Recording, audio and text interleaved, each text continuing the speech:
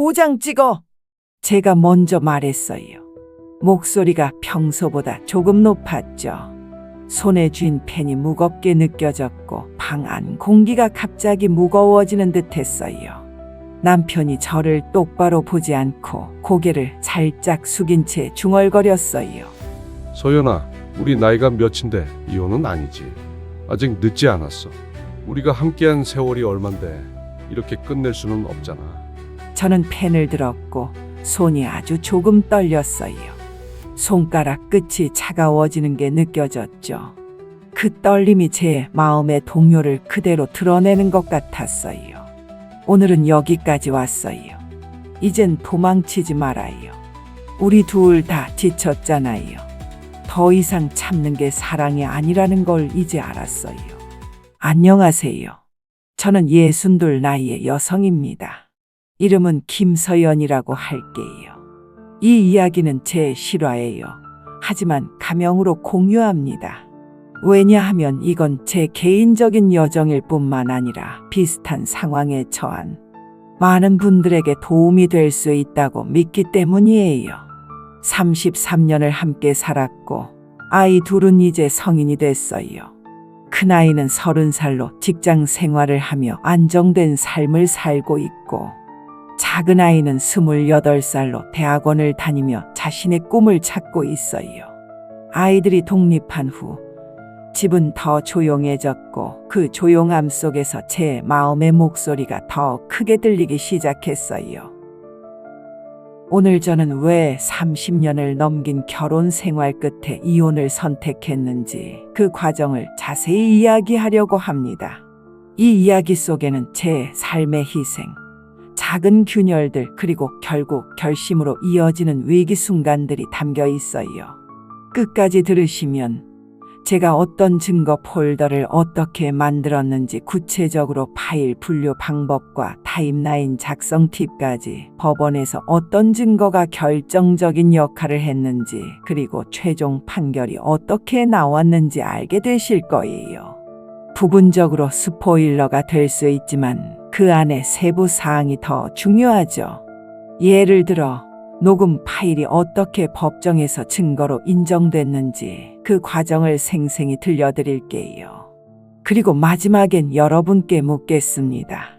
가정을 지키는 것과 나를 지키는 것. 여러분이라면 어디에 도장을 찍으시겠나요? 이 질문이 여러분의 삶의 작은 울림이 되길 바래요. 어쩌면 오늘 이 영상이 누군가의 결정을 도와줄 수 있을지도 모르겠네요. 이야기를 시작할게요. 구독과 알림을 눌러주시면 저에게 큰 힘이 될 것 같아요. 만약 이 영상이 도움이 됐다면 댓글로 여러분의 생각을 공유해 주세요. 함께 이야기 나누는 게 이 채널의 힘입니다. 저는 중학교 수학교사로 일했어요. 24세 처음 발령을 받고 60의 교실을 떠났죠. 그 36년 동안 매일 아침 6시에 일어나 도시락을 싸고 학생들의 숙제를 저녁 9시까지 채점했어요. 주말에도 교재를 준비하거나 학부모 상담을 했습니다. 예를 들어 매주 토요일 오전엔 다음 주 수업 계획을 세우고 오후엔 아이들의 과제를 검토하곤 했어요. 그 루틴이 제 삶의 일부가 됐죠. 아이들은 이제 30살과 28살로 둘 다 독립해서 자취 생활을 시작했어요. 큰아이는 서울에서 IT 회사에 다니고 작은아이는 지방 대학원에서 디자인을 공부해요. 집에는 저와 남편만 남았죠. 우리 집은 32평 오래된 아파트 한 채예요. 1990년대에 산 거라 손때가 많이 묻었지만 추억이 가득한 곳이죠.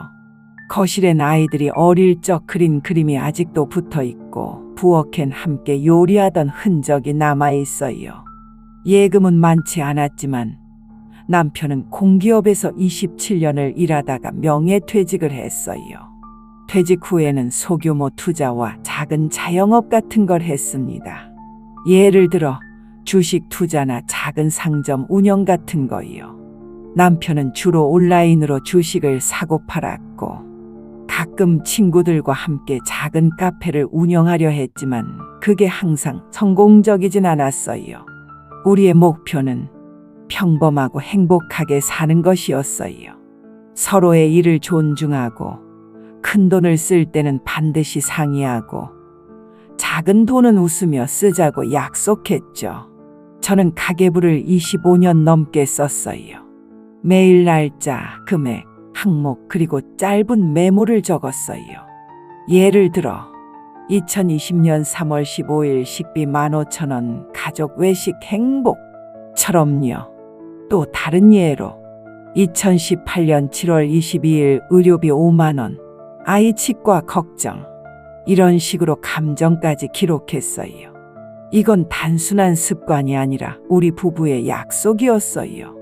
매달 말에 함께 가계부를 보며 다음 달 계획을 세우곤 했죠. 하지만 그 약속이 언제부터 깨졌는지 저는 정확한 날짜를 알고 있어요. 2019년 5월 17일. 그날 제 명의 카드에서 제가 모르는 결제가 찍혔어요.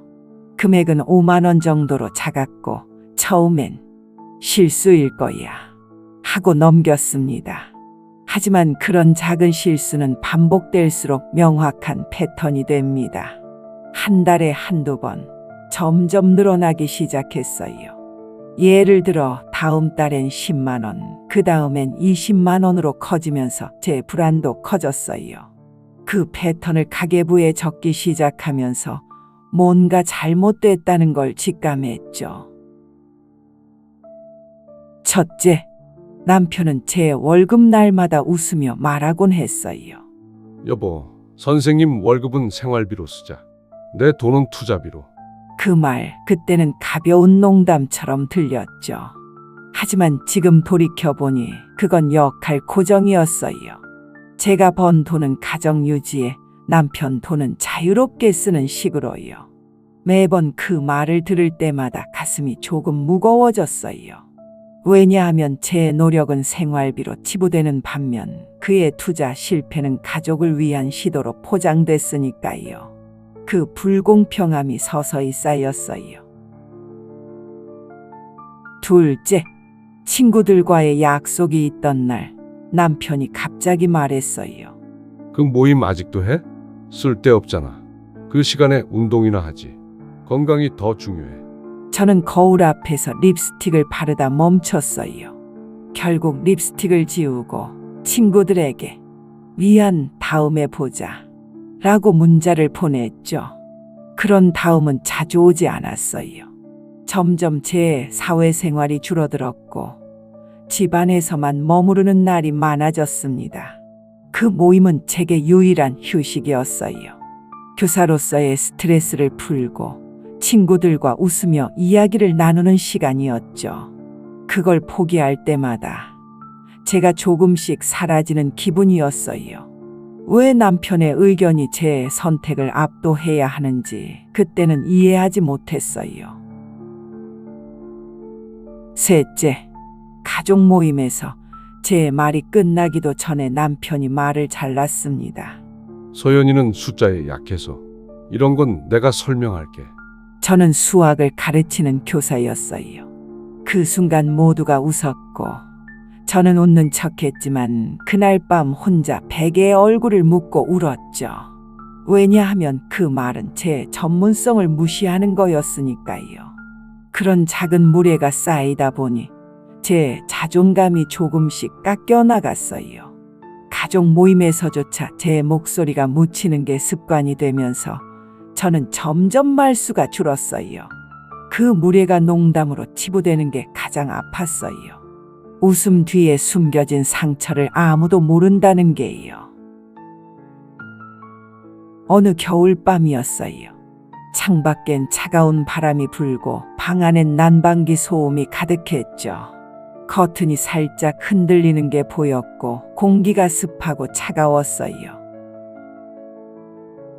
지갑에서 카드 알림이 연달아 떴고 연체라는 단어가 화면에 선명하게 박혔어요. 심장이 쿵쾅거리는 게 느껴졌죠. 손이 저절로 떨려서 폰을 떨어뜨릴 뻔했어요. 저는 남편에게 물었어요. 이 결제들 뭐예요? 왜 제 카드로 된 거죠?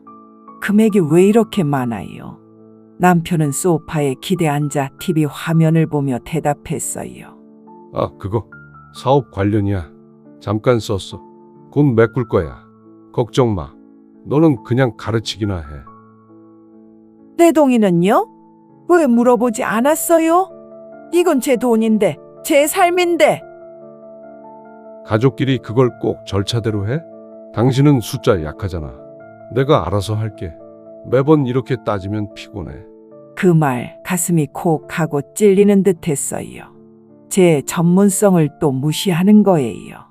눈물이 고였지만 참았어요. 저는 그날 밤 잠들지 못했어요. 저는 참았어요. 또 참았어요. 하지만 그 참음이 제 안을 갉아먹는 것 같았죠. 베개가 젖을 정도로 울었고 다음 날 아침 눈이 부은 채로 출근했어요. 가계부의 여백이 저를 바라보는 것 같았어요. 그 여백에 저는 하나씩 적기 시작했어요. 날짜, 시간, 금액, 장소, 통화 내용의 요지, 그리고 제 기분을 한 줄. 불안, 화, 겁, 또 다른 날엔 분노, 배신, 두려움. 적고 나니 마음이 조금 진정되더군요. 기록은 제 편이었습니다. 이 반복적인 기록이 제게 힘을 주었어요. 매일 적을 때마다 이게 증거가 될 수 있다는 생각이 들었죠. 겨울이 봄으로 넘어갈 무렵 집 등기부등본을 떼어봤어요. 근저당 1억 2천만 원이 설정돼 있었어요. 그 숫자를 보는 순간 머리가 핑 돌았어요.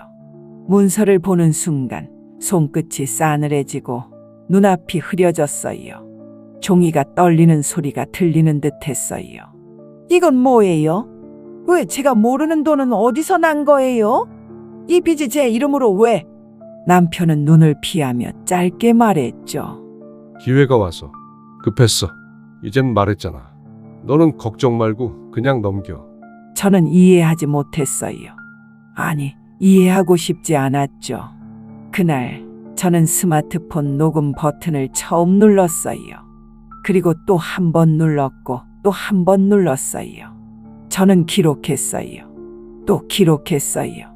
이 반복이 제 결심의 시작이었어요.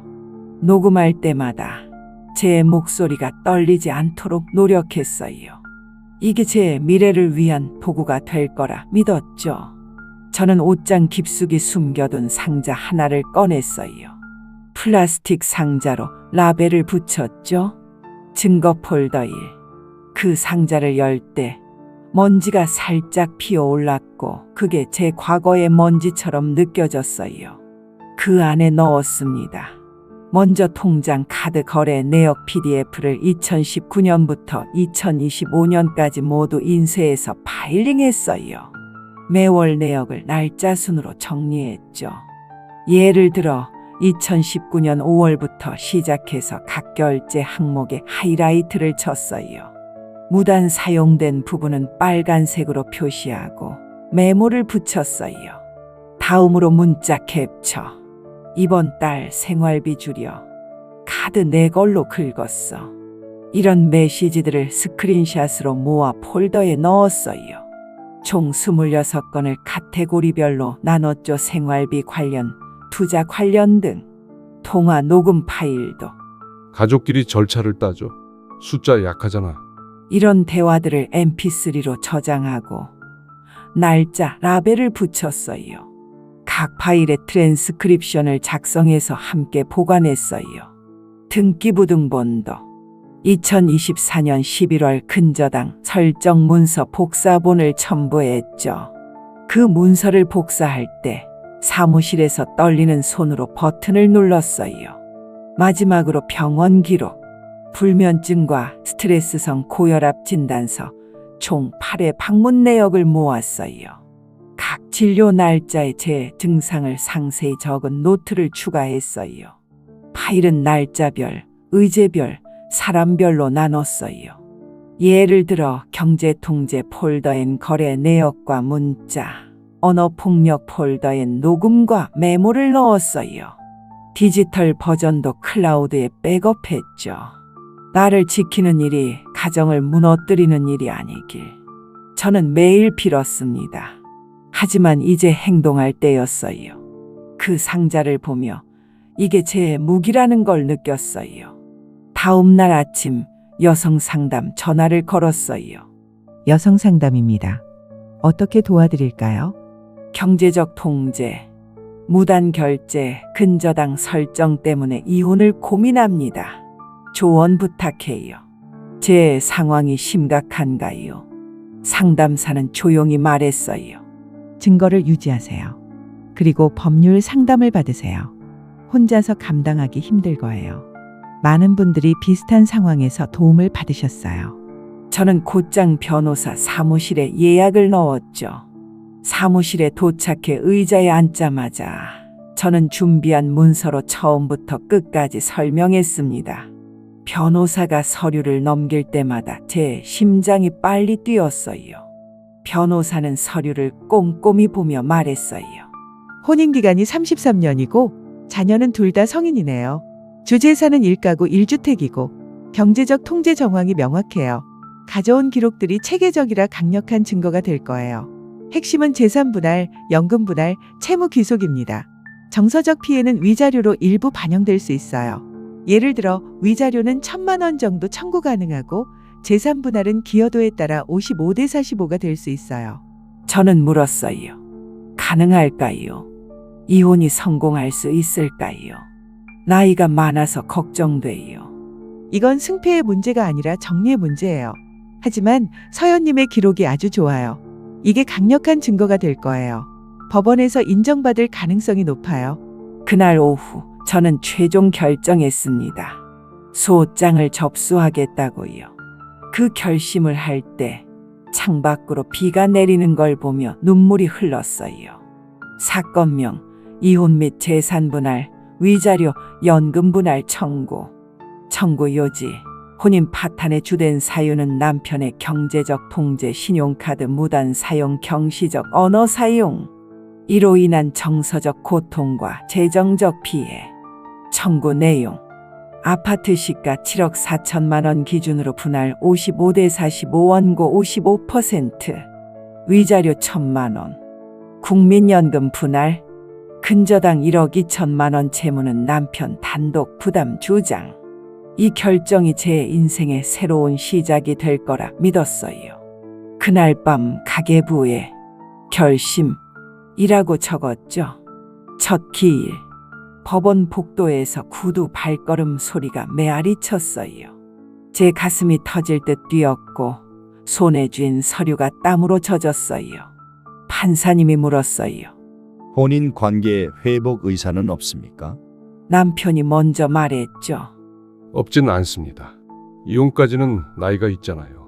아직 고칠 수 있어요. 소연아, 다시 생각해보자. 저는 또박또박 답했어요. 저는 오래 참았어요.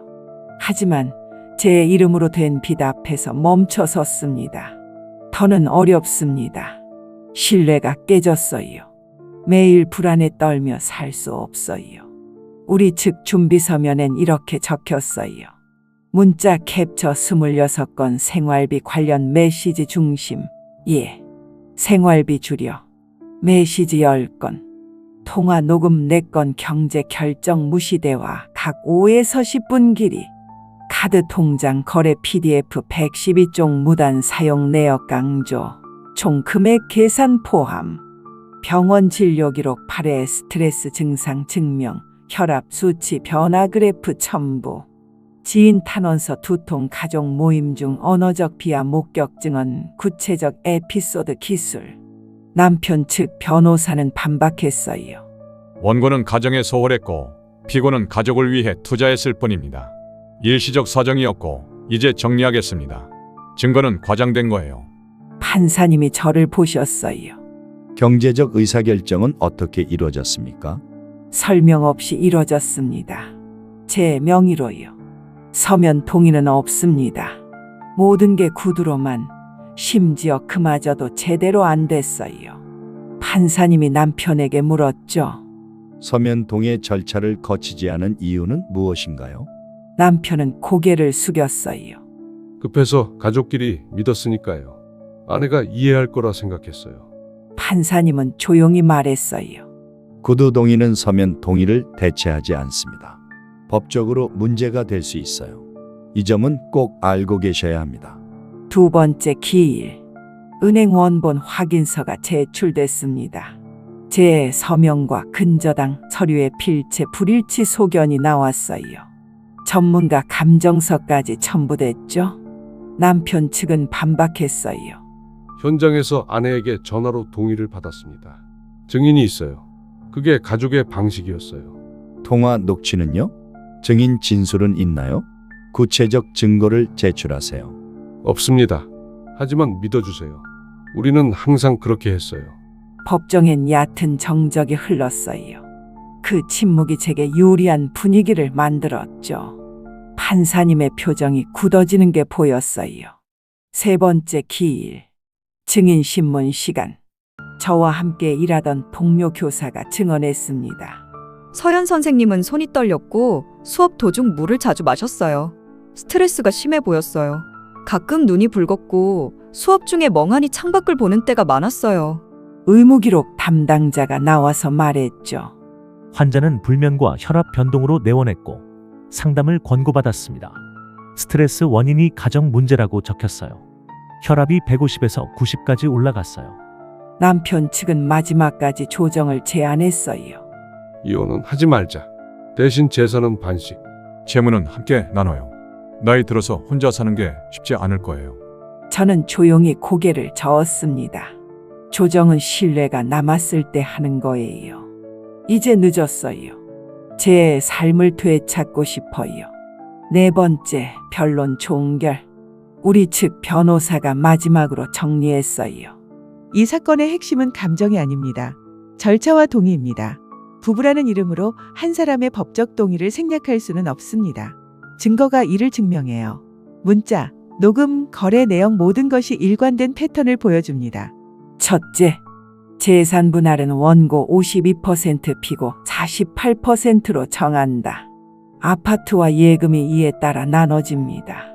이는 제 33년 기여도를 인정받은 결과예요.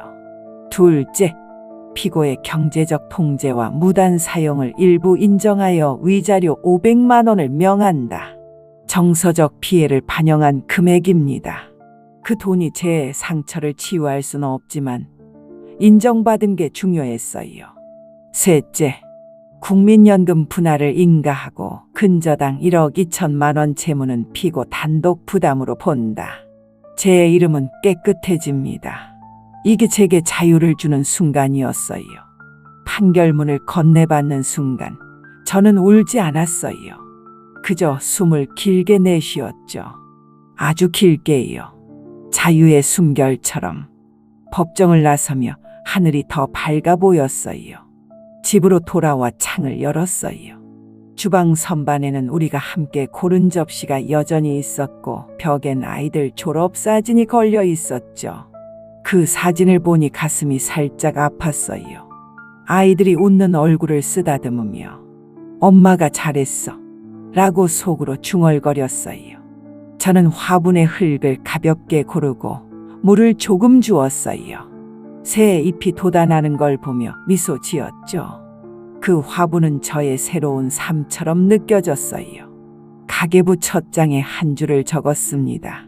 존중은 취향이 아니라 기준. 이제 내 기준으로 산다. 그 문장을 적을 때 펜이 가볍게 느껴졌어요. 승리. 저는 제 이름으로 된 등기를 다시 확인했고 카드는 제 지갑으로 돌아왔어요. 매일 아침 커피를 마시며 자유를 느껴요.